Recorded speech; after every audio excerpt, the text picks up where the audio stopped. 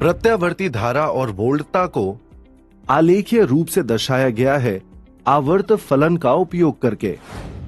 प्रत्यावर्ती धाराओं का योग अध्यारोपण के सिद्धांत द्वारा किया जा सकता है। एक से अधिक प्रत्यावर्ती धाराओं का योग गणितीय रूप से भी किया जा सकता है, फेजर की एक सुविधाजनक विधि के उपयोग द्वारा। हम फेजर्स पर चर्चा करेंगे इस वीडियो में। हमने पिछले भाग में देखा है कि एसी वोल्टता और धारा को इस प्रकार व्यक्त किया जाता है। V is equal to Vm cos omega t और I is equal to Im cos omega t plus और माइनस डेल्टा। यहां I और V दोनों आवर्त फलन हैं जो समय के साथ परिवर्तित होते हैं। हम ऐसी आवर्ती तरंगों की योग की विधि पर चर्चा करेंगे जो बेहद उपयोगी है विद्युत अभियांत्रिकी में। इस विधि को फेजर विधि कहा जाता है। आइए एक आवर्त फलन पर विचार करें। I is equal to Im cos omega t plus delta. Phasor विधि को समझने के लिए एक सदिश जिसका परिमाण इज इक्वल टू Im एक निर्देशांक पद्धति के मूल बिंदु से खींचा गया है। हमारी स्थिति में किसी भी क्षण t पर कोज्या फलन का फेजर निम्न द्वारा दिया जाता है, ओमेगा t प्लस डेल्टा। अतः दिए गए सदिश को इस प्रकार खींचा जाना चाहिए कि यह कोण ओमेगा t प्लस डेल्टा बनाता है x अक्ष के साथ। यहां दो बातों का ध्यान रखना होगा। कला ओमेगा t प्लस डेल्टा समय के साथ बदलता है, या दूसरे शब्दों में दिखाए गए सदिश और x अक्ष और y अक्ष के संबंध में भी कोण के बीच का कोण समय के साथ बदलता रहता है। सदिश कोणीय आवृत्ति ओमेगा के साथ xy तल में घूमेगा। इसीलिए एक घूर्णन सदिश को फेजर के रूप में जाना जाता है।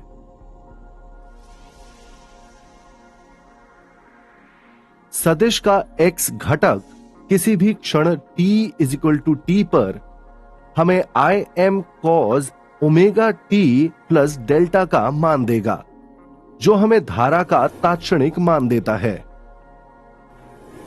विभिन्न फलनों के संकलन की गणना करना, जैसे I1 cos omega t plus delta 1 plus I2 cos omega t plus delta 2 plus इसी तरह आगे भी।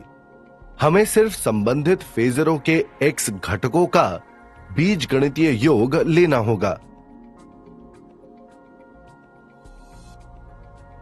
उपरोक्त विधि का दूसरा लाभ यह है कि y घटक लेने पर जो है cos pi by 2 minus omega t plus delta is equal to sine omega t plus delta फलन प्राप्त होता है। इसीलिए हम सदिश के ज्या फलन को व्यवहार में ला सकते हैं y घटक पर विचार करके। आइए हम दो आवर्त फलनों के योग के उदाहरण पर विचार करें। I1 is equal to Im1 cos omega t plus delta 1 और I2 is equal to Im2 cos omega t plus delta 2। पहले चरण में निरूपित करने वाले सदिश I1 और I2 खींचे जाते हैं और फिर उनके सदिश योग की गणना की जाती है।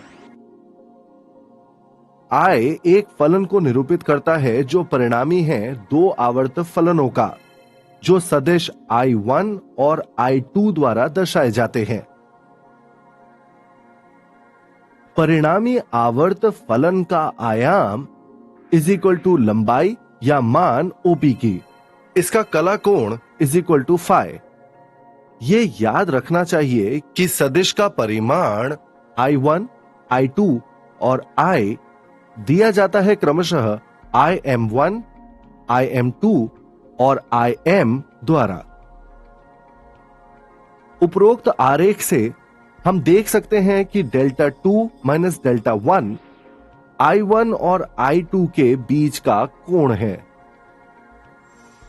अब Im square is equal to im1 square plus im2 square plus 2 im1 im2 cos delta 2 minus delta 1।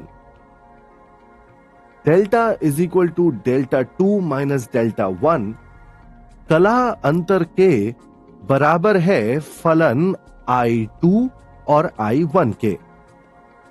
इसीलिए im square is equal to im1 square plus im2 square plus 2 times im1 im2 cos delta.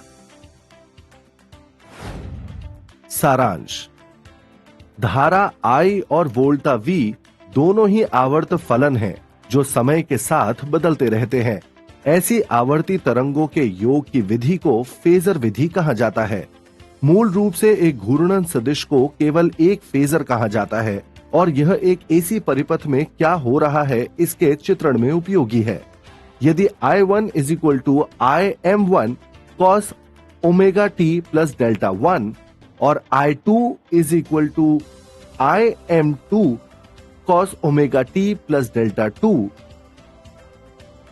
तब दो आवर्त फलनों का परिणामी होगा im square is equal to im1 square plus im2 square plus 2 times im1 im2 cos delta, जहां delta is equal to delta 2 minus delta 1।